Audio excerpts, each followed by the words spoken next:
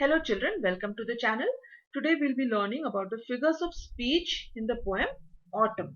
Okay, this poem was written by Kalidas and translated by Arthur W. Ryder. बहुत ही सुंदर poem है जिसका already I have made a video about the lesson. So you can find the lesson in my other videos in my playlist. Okay, class 9 English playlist, and please subscribe to the channel. Now, we have different figures of speech, right? We have metaphor, in which a word or phrase denoting one kind of thing or idea is used in place of another to suggest a similarity.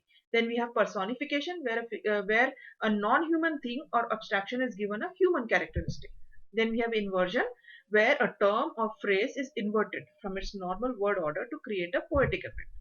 Then we have simile, where two unrelated things are compared using like or as for poetic effect. Then we have onomatopoeia, which is a figure of speech that refers to words whose pronunciations imitate the sounds they describe. And alliteration, a figure of speech in which a series of words begins with the same consonant sound. Now we'll see all of these figures of speech in this poem. Okay, so as we go along, I'll explain it to you. Now this is your poem, right? The autumn comes a maiden fair in slenderness and grace. So we'll see this poem line by line. Okay. So here is the first line. The autumn comes a maiden fair. Here we can see the metaphor figure of speech. Okay. What is it? A figure of speech in which a word or phrase denoting one kind of thing or idea is used in place of another. Okay. It's a type of comparison. Okay. Which suggests a similarity. So here we can see that autumn is compared to a maiden, a young girl. Okay. So this is this type of comparison. This is called metaphor. Then here in slenderness and grace, we see personification. Why? Because autumn is a non-human thing and it is being attributed a human characteristic. Slenderness and gracefulness is a human attribute. Yes, a young girl when she walks, pretty girl, you can see, you may call her graceful and slender. So that is a human characteristic, not non-human. So when we attribute this characteristic to a non-human thing, तो उसको personification बोलते हैं. Okay, when you use, जब आप एक human quality को एक non human thing को डालते हो बताने के लिए, उसको डिस्क्राइब करने के लिए, दैट इज कॉल्ड पर्सोनिफिकेशन. अभी इधर फिर से हम पर्सोनिफिकेशन देखते हैं इस सेंटेंस में. with nodding rice stems in our hair and lilies in our face. Here autumn is said to have hair. क्या ऑटम के पास बाल होते हैं? Autumn is a season. Yes, नहीं तो इसको नॉन ह्यूमन थिंग को हमने human characteristic दिखाया इधर, which she has decorated with rice stems and a face on which she has put lilies. Okay, then the act of nodding, nodding का मतलब है सिर को हिलाना, is also human, which here is attributed to a non-human entity, that is rice stems. Rice stems जब हवा में हिलते हैं तो they look like they are nodding ना, मतलब सिर हिला रहे हैं, लेकिन it is a human character. Nodding is something that humans do, not non-human things. Okay, so that is personification. फिर अगेन ये सेंटेंस में हम फिर से पर्सोनिफिकेशन देखते हैं.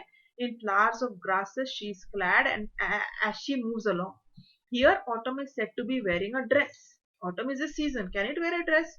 नहीं, but here it is said to wear a dress. Okay, and moving along as if it where a human being, in this case a young girl. ठीक है, ऑटम सीजन प्रोग्रेस होता है but autumn doesn't move like a human being. So here जो जिस तरीके से poem में describe किया, it seems like it is comparing it to a human being. That's why this is personification. Here again we see inversion. Sorry, here inversion हम पहली बार देख रहे हैं. inversion क्या होता है? जब अभी in flowers of grasses she is clad.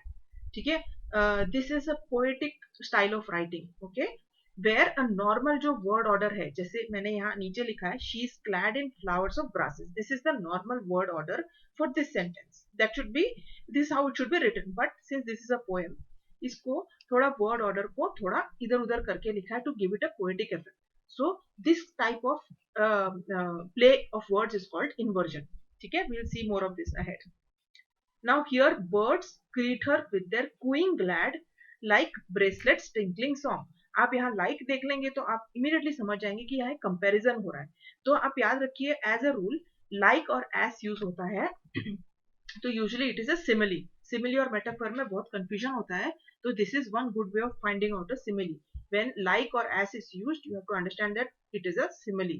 Okay, here the comparison is done between the cooing of birds and the tinkling sound of a bracelet. ठीक है, using the word what, like. So this is a simile. Fine. Now here we see inversion in the same sentence. We can see inversion as well. ठीक है, अभी अगर आप इसको correct form sentence form में लिखोगे तो कैसे लिखोगे? Birds greet her with their glad cooing, like the tinkling song of a bracelet. This is the correct sentence that you use to write this. अभी इधर आप पढ़ोगे तो birds greet her with their cooing glad, like bracelets tinkling song. This is for poetic effect. So when you change the order of words to create a poetic effect, that is called inversion. Now we also see onomatopoeia here. What is onomatopoeia? Where words whose pronunciations imitate the sounds they describe. Here you can see that the word tinkling describes the sound of a bracelet. लड़कियां जो bracelet पहनती है जब वो हिलता है तो tinkling sound आता है. That sound, that is onomatopoeia. And इधर cooing is another word. That birds जो आवाज करते हैं उसको cooing कहते हैं. तो this is onomatopoeia. Okay, sound जैसे कुत्ता जो woof woof करता है, that is onomatopoeia. That sound woof is onomatopoeia. Okay, ding dong, bell जो ding dong करता है, that ding dong is onomatopoeia. ठीक है. Then we have another metaphor here. A diadem adorns the night of multitudinous stars. Either the stars are said to be a diadem or crown adorning the night. The night sky indeed looks like a beautiful diamond-studded crown. So again, this is a metaphor. Then here again we have a metaphor. Her silken robe is white moonlight, set free from cloudy bars. Here moonlight is said to be a silken robe which has no shadows on it. Silk का dress के जैसा. ठीक है, जो moonlight सुंदर सा moonlight गिरता है. So this is a metaphor. Okay. Then we have alliteration. What is alliteration? जब सेम कॉन्सोनेंट साउंड एक ही सेंटेंस में बार बार आ रहा है. जहां अब यहां देखोगे free from cloudy bars, F F, जो एफ साउंड है consonant sound has been repeated. So this is alliteration. Alliteration is one of the simplest figures of speech you can easily find. So I will not elaborate. Again हमने already personification देखा है. So here in this sentence, and on a face, bewitching smiles are shown. Here the moon is said to have a face with a smile, a clearly human characteristic attributed to a non-living entity. Okay? She seems a slender maid who soon will be a woman grown. Here again we see metaphor. Here again autumn is compared to a slender maid who will soon become a grown woman. Okay?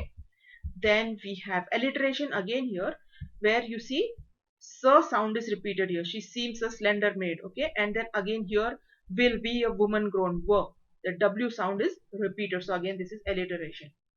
ठीक है, alliteration is very simple to point out, figure out. तो देखिए आप यहाँ देख रहे हैं S S S. So अगर आप एक ही सेंटेंस में कई बार S S S वो consonant sound सुन रहे हैं तो that is alliteration. Fine.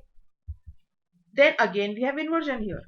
अब ये नॉर्मल सेंटेंस में अगर आप ये who soon will be a woman grown use करोगे तो it will seem like a wrong sentence. So you have to write this at who will soon be a grown woman. मतलब continuation है, obviously this is half a sentence. So where words are placed here and there, थोड़ा order खराब कर, order थोड़ा change करके to create a poetic effect करते हैं तो दैट इज कॉल्ड इन्वर्जन. ठीक है. So with that we have finished our figures of speech for this poem. I hope you understood it. तो क्या है ना, बार बार अगर आप जब कोई पोएम पढ़ते हो ना तो ये सेम तरीके से आप खुद से हर पोएम की हर लाइन में आप खोजने की कोशिश कीजिए कि कौन सा फिगर ऑफ स्पीच यूज किया है. So you will be able to understand this better. Okay, so this I have done for you specially because one particular student had requested me to make a video on the figures of speech in this poem. So respecting his wish, I have done this. Thank you and God bless you, and please subscribe to the channel. Take care. God bless.